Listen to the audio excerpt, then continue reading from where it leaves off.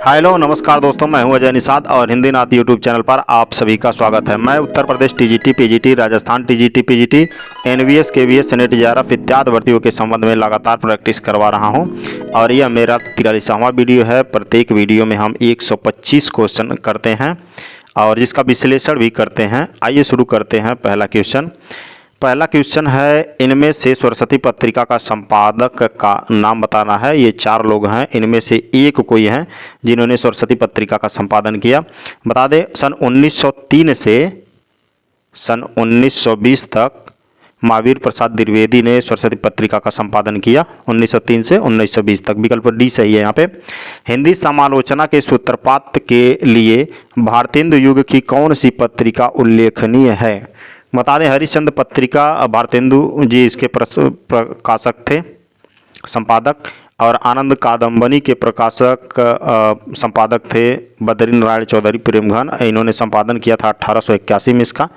और ब्राह्मण के प्रताप नारायण मिश्र थे, इन्होंने इसका संपादन किया 1883 में। ठीक, तो ये जो आंसर है आपका कविवचन सुधा है, विकल्प ए सही है। हिंदी समालोचना के सूत्रपात के लिए भारतेंदु युग की कौन सी पत्रिका उल्लेखनीय थी? तो कविवचन सुधा, विकल्प ए सही है।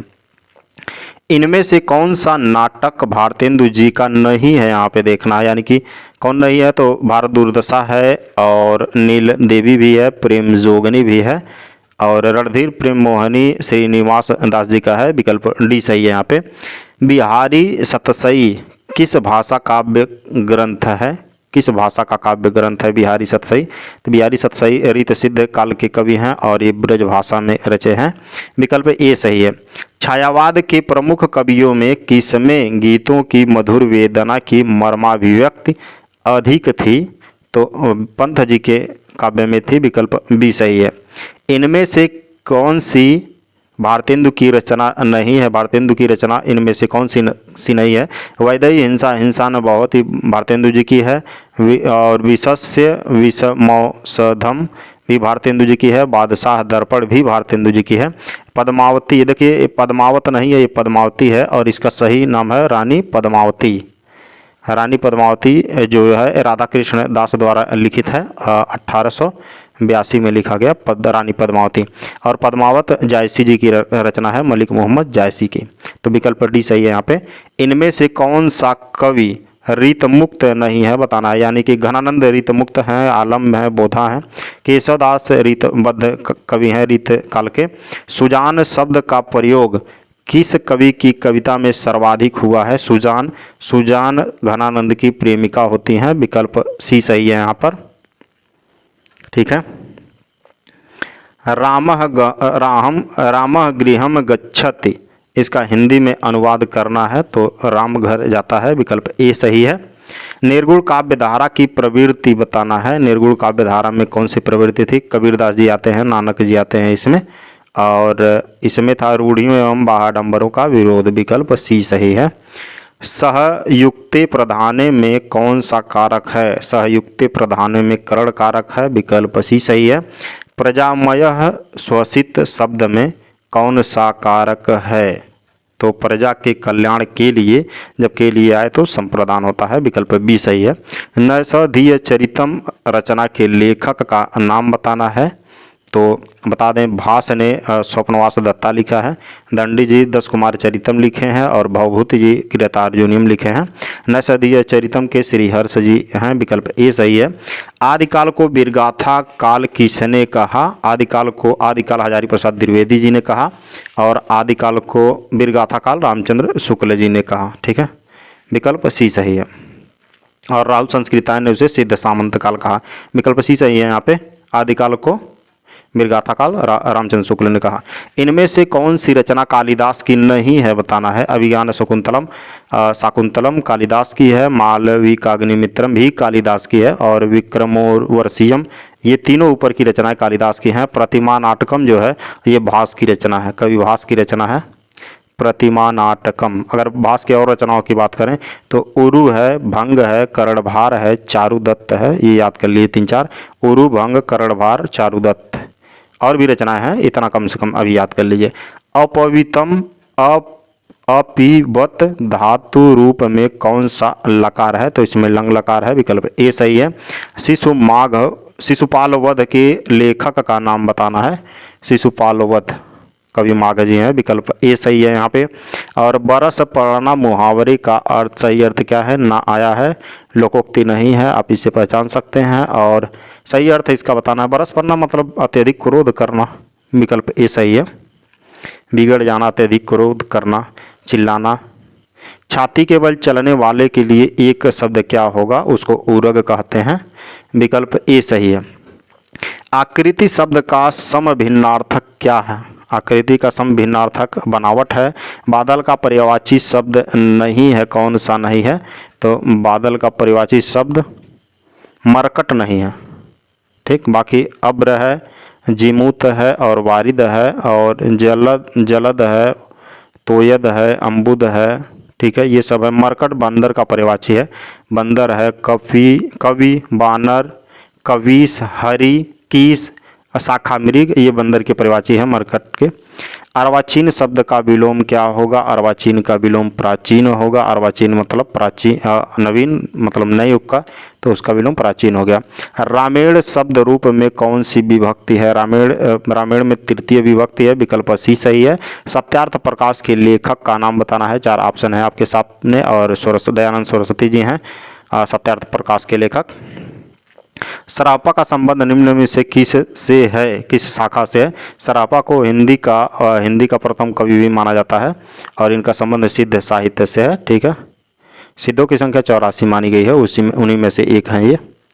इनमें से सदन मिश्र की रचना कौन सी है? सदन मिश्र रानी केतकी की कहानी को उदयभान चरित के नाम से भी जाना जाता है और इसके लेखक मुंशी ईसा अल्लाह खां हैं। प्रेम सागर जो है ये लल्लूलाल की रचना है।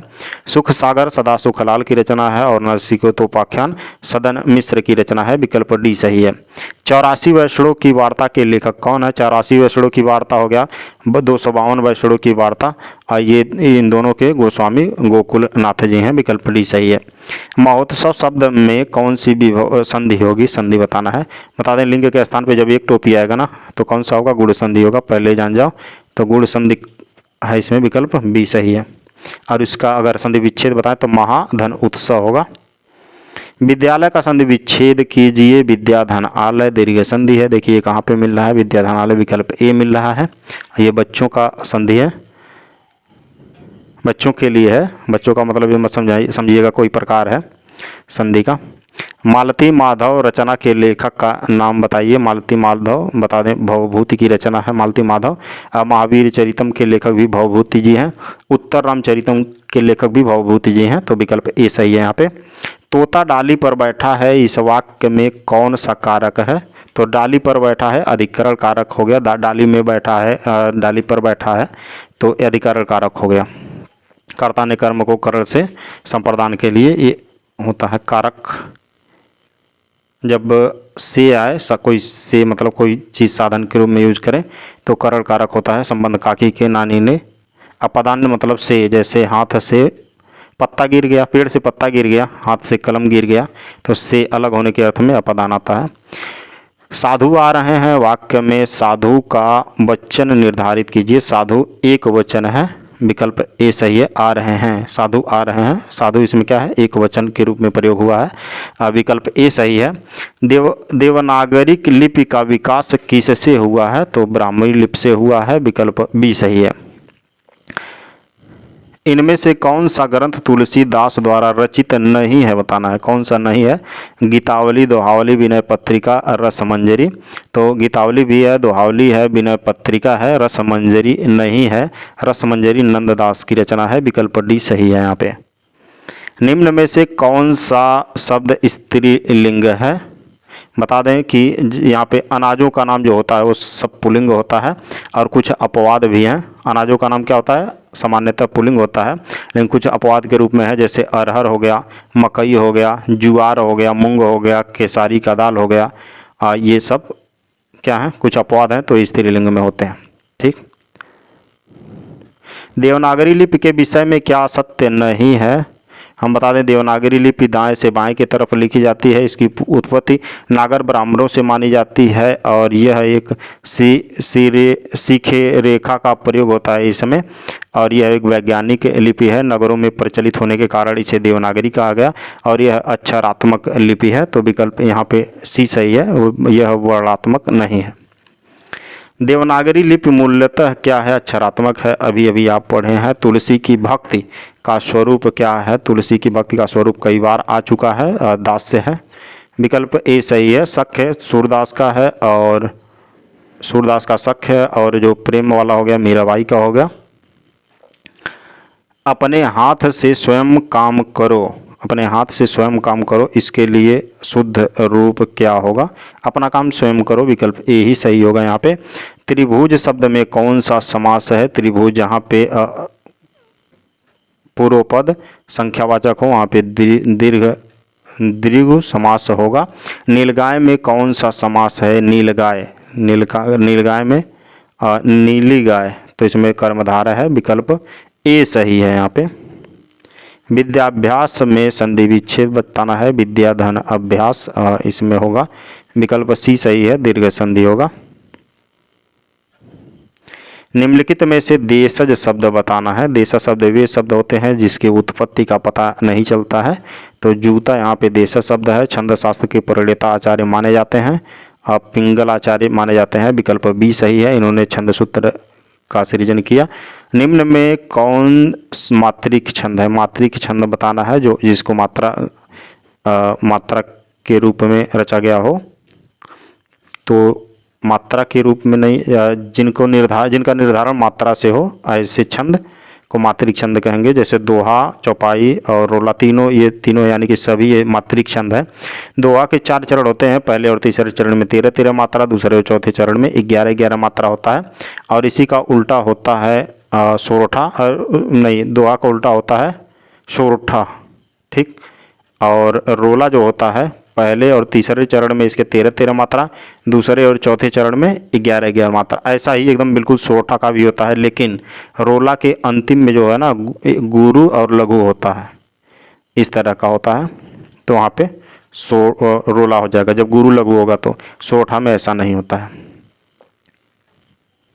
मेरी भव बाधा हरो, राधा नागर सोई जातन की झाई परे, श्याम हरित दूत होई। उपर्युक्त पंक्ति में कौन सा अलंकार है? उसमें रस बताना है, कौन सा रस है। तो विकल्प ए सही है, इसमें भक्ति रस है। निम्नलिखित में से कौन मूर्धन्य ध्वनि नहीं है? मूर्धन्य जैसे को बोलने पर जीभ मुड़ के निकले बाहर, जैसे ट ठ ड ढ आड़ा, ये वाली लाइन जो है मूर्धन्य है। तो इसमें देख लीजिए, ये जो है ट ठ ड ढ, ये तीनों क्या है? ये तीनों मूर्धन्य व्यंजन है। बाकी ढ जो है ढ, ये क्या है? उत्क्षिप्त इसको कहते हैं, या द्विगुड़ या द्विगुड़ी बोलते हैं व्यंजन, ठीक। उत्क्षिप्त द्विगुड़ बोलते हैं। मेरे तो गिरधर गोपाल दूसर न कोय, जाके सिर मोर मुकुट मेरो पति सोए।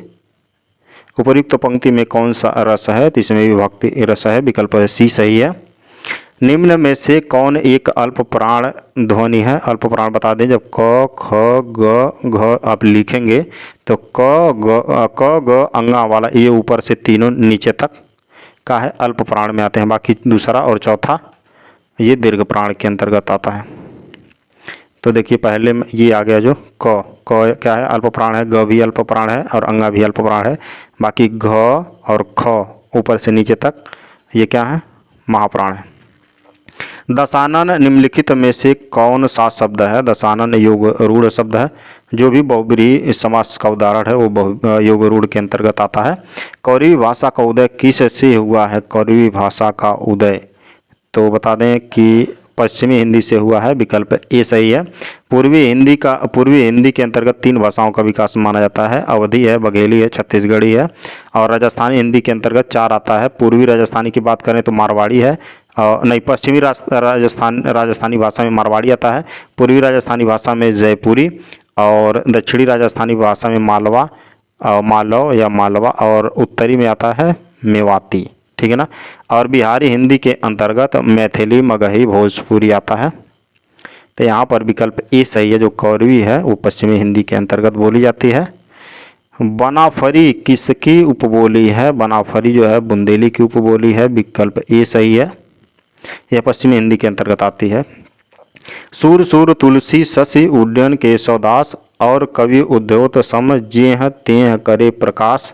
इन पंक्तियों में किस अलंकार का प्रयोग हुआ है? अलंकार बताना है, इसमें विरोधाभास अलंकार है, विकल्प डी सही है। निज भाषा उन्नति है सब उन्नत को मूल, बिन निज भाषा ज्ञान के मिटे न ही कौशल। यह भारतेंदु जी की पंक्तियां हैं और इसमें रोला छंद है। रोला छंद के प्रथम और तीसरे चरण में 13-13 मात्रा, दूसरे और चौथे चरण में 11-11 मात्रा, और लास्ट में जो शब्द होता है एक गुरु और लघु। देखो सु में जो है ये गुरु हो गया 2 मात्रा और ल में लघु हो गया, यानी कि इस तरह से बनेगा गुरु लघु, और मूल में भी सेम उसी तरह का है, तो यहाँ रोला हो गया। और बाकी यही नहीं रहता, यहाँ पे सूल और मूल नहीं रहता, कुछ और रहता जिसमें लघु और गुरु नहीं होता, तो ये सोरठा हो जाता। मंगल भवन अमंगल हारी द्रवहु सो दशरथ अजीर बिहारी। इसमें बताना है इन पंक्तियों में कौन सा छंद है, तो ये प्रसिद्ध है चौपाई के लिए, विकल्प बी सही है, चौपाई छंद है। पश्चिमी हिंदी की कितनी बोलियां मानी गई हैं? पश्चिमी हिंदी के अंतर्गत तो 3 बोली मानी गई है। पश्चिमी हिंदी के अंतर्गत नहीं, पश्चिमी हिंदी के अंतर्गत 5 बोली मानी गई है, सॉरी। और जो पूर्वी हिंदी है उसके अंतर्गत 3 बोली, मगही है, मगही नहीं, छत्तीसगढ़ी है, बघेली है और अवधी है। और पश्चिमी हिंदी के अंतर्गत 5 बोलियां हैं, और पहाड़ी हिंदी के अंतर्गत 2 बोली, और राजस्थानी हिंदी में 4 बोली है, बताए भी हैं। बिहारी हिंदी के अंतर्गत 3 बोली आती हैं। पश्चिमी हिंदी के अंतर्गत कौन सी बोली नहीं आती है? छत्तीसगढ़ी पूर्वी हिंदी के अंतर्गत आती है, बुंदेली कौरवी छत्तीसगढ़ी नहीं। यहाँ पे देखिए छत्तीसगढ़ी 2 जगह लिख दिया है, जो कि गलत है। ये छत्तीसगढ़ी है जो ना, ये दोनों पूर्वी हिंदी के अंतर्गत आएगी, बाकी कौरवी बुंदेली ये पश्चिमी हिंदी के अंतर्गत आएगी। ठीक। खड़ी बोली की पहली रचना कौन सी है? पहली रचना बता दें कि आशिका जो लिखा है ये अमीर खुसरो की रचना है, और नासिकेतो उपाख्यान जो है सदन मिश्र की रचना है। और खड़ी हिंदी की पहली रचना जो मानी जाती है प्रेम सागर है, जो लल्लू लाल द्वारा रचित है। बिहार की राजधानी पटना किस बिहारी बोली क्षेत्र में आती है? पटना जो है यह मगही के अंतर्गत आती है, विकल्प सी सही है। ठीक है, यह मगध प्रांत की बोली है मगही, बिहार में जो पटना क्षेत्र में बोली जाती है। चरण कमल बंदो हरिराय में कौन सा अलंकार है? इसमें रूपक अलंकार है, विकल्प बी सही है। महाकवि भूषण की रचना कौन सी है? भूषण द्वारा रचित रचना बताना है। बता दें रेणुका दिनकर द्वारा रचित है, दीपशिखा महादेवी वर्मा द्वारा रचित है, और चितंबरा जो है सुमित्रानंद पंथ की रचना है। और भूषण की रचना बात करें तो छत्रसाल दशक है, विकल्प डी सही है।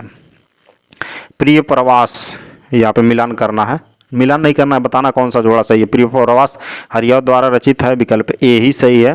बाकी संध्या गीत महादेवी वर्मा का है, आंसू जयशंकर प्रसाद का है, साकेत जो है मैथिली शरण गुप्त का है। ठीक ना, प्रिय प्रवास हरियावत का, विकल्प सही है। सिंधी भाषा का संबंध किस से है? सिंधी भाषा जो है ब्राह्मण से संबंधित है, विकल्प बी सही है। इनमें से कौन सा जोड़ी सही है? फिर मिलान करना है। महादेवी वर्मा, निहार सही है, महादेवी वर्मा की रचना निहार है। मैथिली शरण गुप्त साकेत लिखते हैं, और पंथ यहाँ पे नहीं है। और बता दें निहार जो है महादेवी वर्मा का, कामायनी जयशंकर प्रसाद का वह तोड़ती पत्थर निराला जी की रचना है। साकेत मैथिली शरण गुप्त की रचना है। और बता दें पंथ की एक रचना फेमस है, लोकायतन। गणेश शंकर विद्यार्थी रचित गांधी की जीवनी कौन सी है? गांधी की जीवनी अकाल पुरुष गांधी है, विकल्प डी सही है यहाँ पर। वीरों का कैसा हो बसंत में किस रस की सृष्टि हुई है? यह सुभद्रा कुमारी चौहान द्वारा रचित एक वीर रस है, विकल्प ए सही है यहाँ पे। अनुभावों के कितने भेद होते हैं? अनुभावों के कुल 4 भेद होते हैं, विकल्प सी सही है। कायिक, मानसिक, वाचिक, आहार्य। भरत मुनि ने रस सूत्र का विवेचन अपने किस ग्रंथ में किया है? तो नाट्य शास्त्र में किया है, और उसमें उन्होंने कुल 8 रसों का वर्णन किया है। रीतकालीन कवियों की काव्य भाषा क्या रही? रीतकालीन कवियों की भाषा ब्रज भाषा रही, विकल्प सी सही है। रीतिकाल को श्रृंगार काल भी कहा जाता है और अलंकार काल भी कहा जाता है। इनमें से जगन्नाथ दास रत्नाकर की कृतियां छांटना है आपको, कौन सी कृति है जगन्नाथ दास रत्नाकर की? तो उद्धव शतक जगन्नाथ दास रत्नाकर की है, और भ्रमर गीत कृष्णदास रश्मिरथी दिनकर जी का है, और गीतावली जो है यह तुलसीदास की रचना है। कौन सा कवि छायावादी नहीं है? छायावादी नहीं है बताना है। तो निराला जी हैं छायावादी, पंथ जी हैं सुमित्रानंदन पंथ, जयशंकर प्रसाद जी हैं जायसी छायावादी कवि नहीं है, यह निर्गुण भक्ति शाखा के कवि हैं और भक्ति काल के कवि हैं। इनमें से कौन सी रचना दंडी की है? दंडी की कौन सी रचना है? तो 10 कुमार चरितम है, विकल्प ए सही है। बाकी शिवराज विजय अंबिका दत्त व्यास की रचना है, और मेघदूत कालिदास की रचना है, हर्षचरित बाणभट्ट की रचना है। शिवराज भूषण के रचनाकार कौन हैं? शिवराज भूषण के रचनाकार भूषण जी हैं, कवि भूषण, विकल्प डी सही है। और इनमें से इन्होंने छत्रसाल और शिवाजी का वर्णन किया है। इनमें से कौन सी रचना भारवी की है? भारवी की रचना बताना है। तो अभिज्ञान शाकुंतलम कालिदास का है, रघुवंश महाकाव्यम भी कालिदास का है, 10 कुमार चरितम अभी आया है दंडी का है, किरातार्जुनियम जो है भारवी की रचना है, विकल्प डी सही है। बता दें एक बार और आया है किरातार्जुनियम, वहाँ पे हम शायद भवभूति बोल दिए हैं, लेकिन भारवी हैं किरातार्जुनियम के लेखक।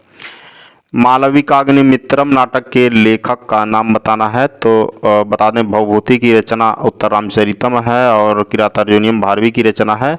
भास ने स्वप्नवास दत्ता लिखा है, प्रतिमा नाटकम भी लिखा है, और कालिदास की रचना है मालविकाग्निमित्रम, विकल्प ए सही है। छठी का दूध याद आना का सही अर्थ क्या होगा? छठी का दूध याद आना मतलब बुरा हाल होना, विकल्प ए सही है। इनमें कृष्ण भक्त कवि कौन सा नहीं है? कृष्ण भक्त कवि कौन सा नहीं है? तो सूरदास जी और कृष्णदास जी भी हैं। तुलसीदास जो हैं ये राम भक्ति के हैं, राम भक्ति शाखा के कवि, विकल्प डी सही है यहाँ पे। इनमें से सूर्य की रचना कौन सी नहीं है बताना है। तो सूरसागर है, सूर सरावली भी है, साहित्य लहरी भी है, रास पंचाध्यायी जो है नंददास की रचना है। अगर इनकी रचनाओं को याद करना है तो ना मंजरी लगा दो कई चीज़ों के आगे, जैसे अनेकार्थ मंजरी, रूप मंजरी, विरह मंजरी, मान मंजरी, ये हैं। सिद्धांत पंचाध्यायी भी इन्होंने लिखा है। सूरसागर किस भाषा की कृति है? सूरसागर, तो सूरसागर जो है यह ब्रज भाषा में लिखी गई है, विकल्प बी सही है, सूरदास की रचना है। अष्टयाम के रचयिता कौन है? अष्टयाम के रचयिता बता दें, अष्टयाम अवधी भाषा में भी लिखा गया है और ब्रज भाषा में भी लिखा गया है। इसके रचनाकार नाभादास जी हैं, इन्होंने भक्तमाल की भी रचना की है। नंददास किस काव्य धारा से संबंधित हैं? देखो फिर आ गया नंददास, कृष्ण काव्य धारा से संबंधित है। अभी इनकी रचनाओं के बारे में बताए हैं और कुछ रचनाओं के बारे में भी सुन लो। जैसे प्रेम 12, श्याम सगाई, रुक्मिणी मंगल, भंवर गीत, दशम स्कंध।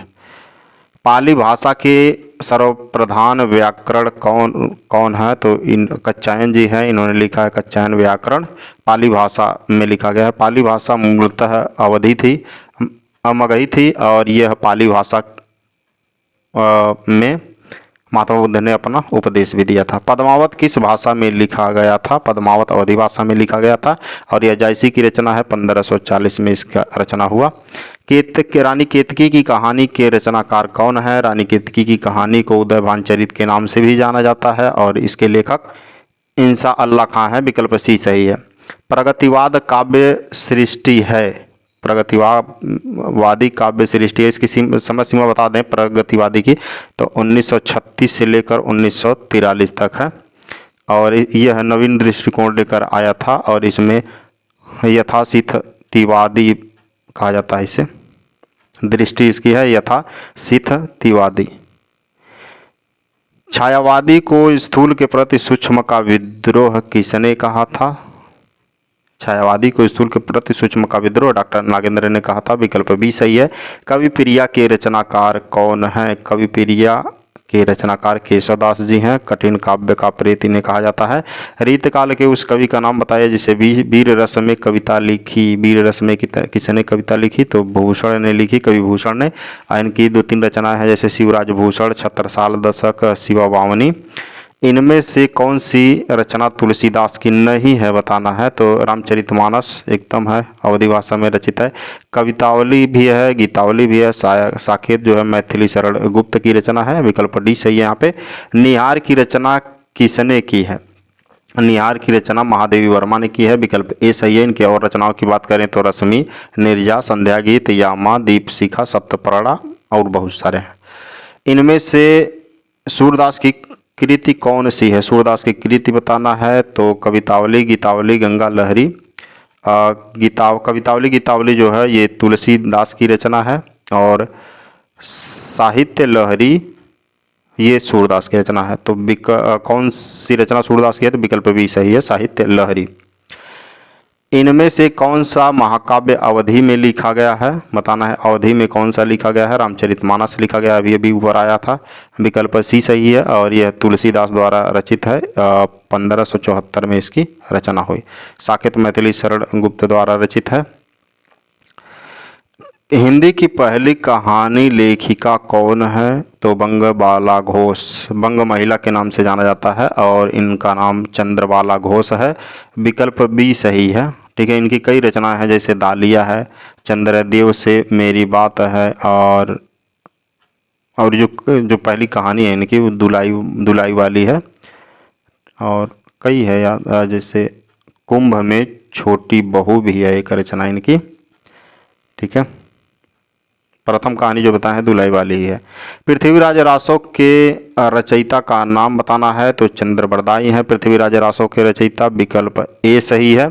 और अमीर खुसरो ने एक रचना रची है खाली गुबारी, जगनिक है परमाल रासो, और नरपति नाल का विशलदेव रासो है एक रचना। ठीक है, खुमाल रासो के रचयिता का नाम बताना है। खुमाल रासो के रचयिता दलपति विजय है, विकल्प ए सही है। अभी बताएं चंद्रबरदाई ने पृथ्वीराज रासो लिखा है, जगनिक ने परमाल रासो विद्यापति की रचना है, कीर्ति लता कीर्ति पताका।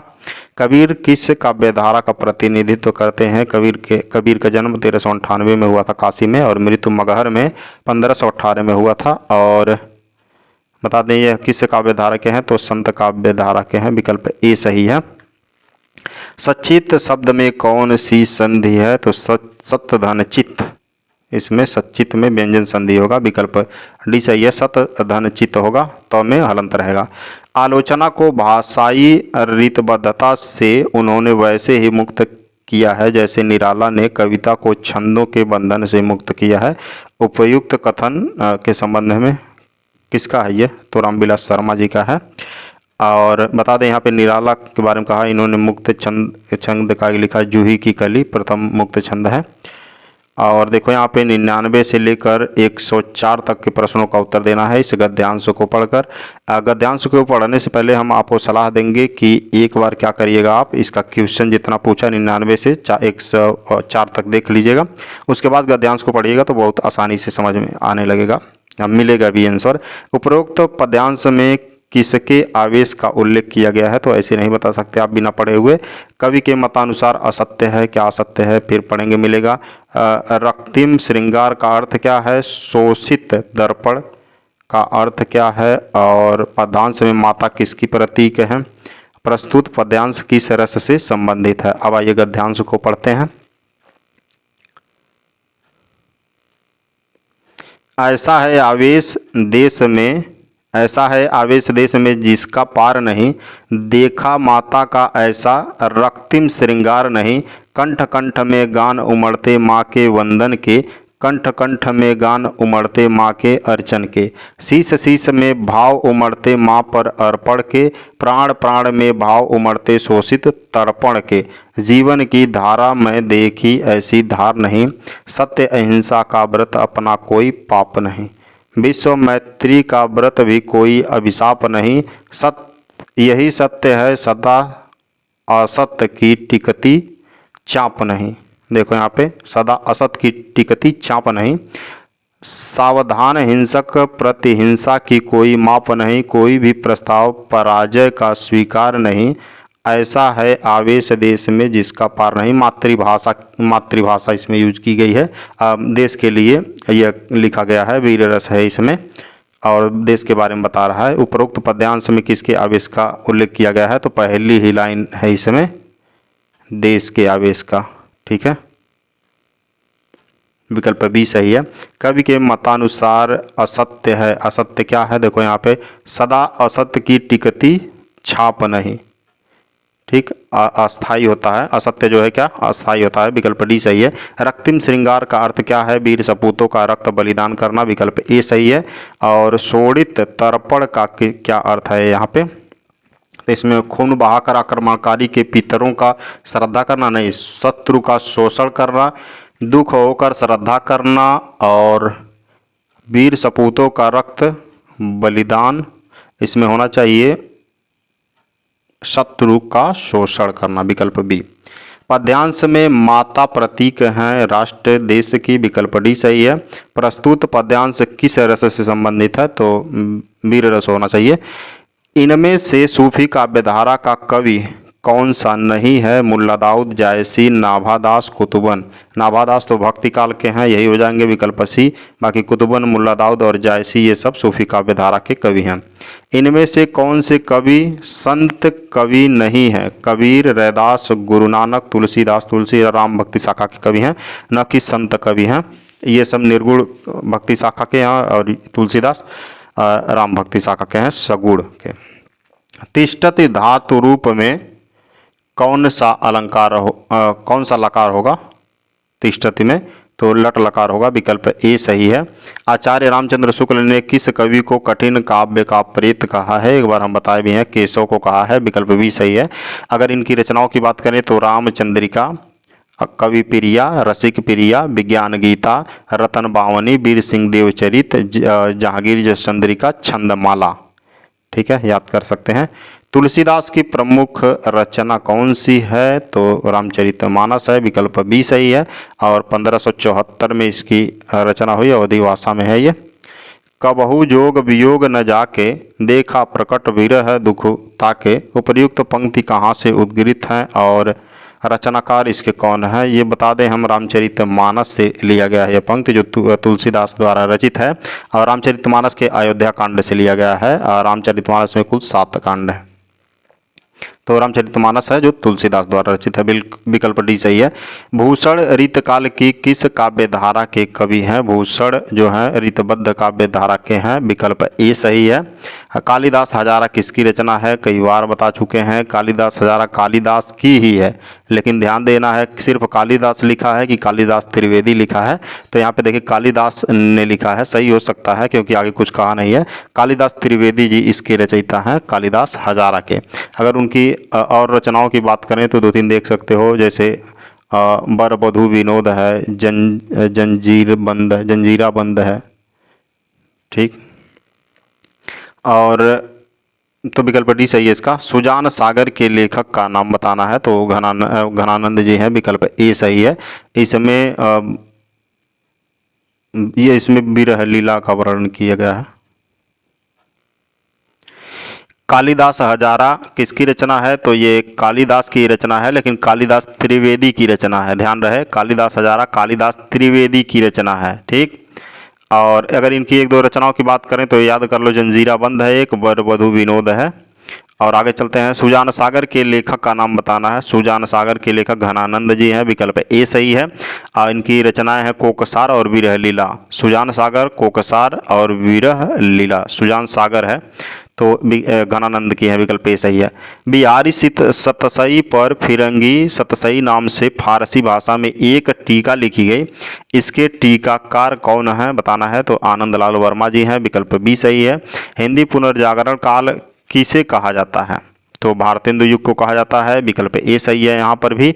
और विद्यापति की कौन सी रचना अभी तक संपादित होकर प्रकाशित नहीं हुई है, तो वो कीर्ति पताका है, विकल्प बी सही है। आत्मबोध किसकी रचना है, आत्मबोध हमारे गुरु गोरखनाथ की रचना है, और गोरखनाथ मठ गोरखपुर में है, बता दें तो आत्मबोध किसका है, गोरखनाथ का है। इनकी कई रचनाएं हैं, जैसे गुरु महिमा है, इंद्रिय निग्रह है, प्राण साधना है, वैराग्य है, कुंडली जागरण है। जितना भी अभी रचना का बात किए हैं ना, जैसे गुरु महिमा हो गया, इंद्रिय निग्रह, प्राण साधना हो गया, वैराग्य हो गया, ये सब कुंडली जागरण भी इनकी रचना है। कुंडली जागरण के सब मान लो सपोर्ट करते हैं। कुंडली जागरण एक ऐसा चीज़ है ना, आपको बता दें, अगर पूरा सभी शक्ति आप चाहते हो, दुनिया में सबसे ज़्यादा शक्तिवान बनना चाहते हो, तो आप कुंडली जागरण का रास्ता अपना सकते हो। हम लगभग 15 साल पहले इस पुस्तक को पढ़े थे, कुंडली जागरण। बहुत ही अद्भुत पुस्तक है। इन्हीं का नहीं पढ़े थे, वो कोई आचार्य थे, उनका पुस्तक पढ़े थे। और तो ये आत्मबोध का बता दें, गोरखबाणी नाम से इनकी रचनाओं का संग्रह है, अपिता अमरदत्त बड़दवाल ने किया है। संदेश राशक के रचयिता बताना है। संदेश राशक के रचयिता अब्दुल रहमान जी हैं। विकल्प बी सही है। इसमें विक्रमपुर की एक वियोगिनी का विवरण किया गया है। और सहजयान के प्रवर्तक बताना है, तो सरहप्पा जी हैं। विकल्प ए सही है। वज्रयान शाखा या सहजयान के नाम से इसे जाना जाता है। निम्नलिखित में से किस रासो काव्य का मूल वर्ण विषयक वीर रस न होकर श्रृंगार रस है? तो विशलदेव रासो है, यह श्रृंगारिक रचना है। नरपति नाल की रचना है ये, ठीक है। अब यहाँ पे 121 से लेकर 125 तक गद्यांश दिया गया है और उस पर आंसर देना आपको। तो आप इसको पढ़ लीजिएगा, मैं आंसर बता दे रहा हूँ। और सबसे पहले मैं बताया हूँ क्या कि जितने प्रश्न दिए गए हैं इस पे आधारित उन प्रश्नों को पढ़ लेना है, फिर गद्यांश को पढ़ना है, तो बढ़िया से आपको आंसर मिलेगा इसमें। आप गद्यांश को पढ़ लीजिएगा। हम चलते हैं प्रश्नों पर। ग्रामोन्नति शब्द बना है, तो इसका संधि विच्छेद बताना है। ग्राम धन उन्नति होगा, विकल्प डी सही है। इसमें गुण संधि है। और आगे चलते हैं। भारत की उन्नति निर्भर करती है, भारत की उन्नति ग्राम की उन्नति पर निर्भर करती है। आप बिना पढ़े भी आंसर दे सकते हैं कॉमन सेंस से। किसानों को क्या बतलाया गया है? उन्नति का प्रतीक, आलसियों का अवतार, सेवा परिश्रम का अवतार। विकल्प सी सही होना चाहिए, सेवा और परिश्रम का अवतार। आप जब गद्यांश पढ़ेंगे वहाँ से भी आपको क्लियर स्पष्ट हो जाएगा। शरीर में चेतना व शक्ति का संचार कब होता है? जब आत्मा स्वस्थ होती है। विकल्प सी सही है। भारतीय ग्राम किसके प्रतीक हैं? भारतीय ग्राम किसके प्रतीक हैं? भारत की प्राचीन सभ्यता व संस्कृति के प्रतीक हैं। विकल्प सी सही होगा।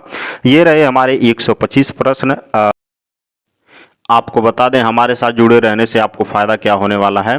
मार्केट में जितने भी प्रैक्टिस सेट आने वाले हैं और जितने भी अच्छे पब्लिकेशन के अच्छे राइटर के आएंगे, उन सभी को हम सॉल्व कराने का कोशिश करेंगे। प्रत्येक दिन 125 क्वेश्चन सॉल्व कराते हैं और साथ ही साथ उसका विश्लेषण भी करते हैं। अभी एग्ज़ाम का डेट आया नहीं है, काफ़ी समय भी है। प्रत्येक दिन आप ऐसे प्रैक्टिस सेट करते हैं तो आपके तैयारी को बहुत मजबूती मिलेगी।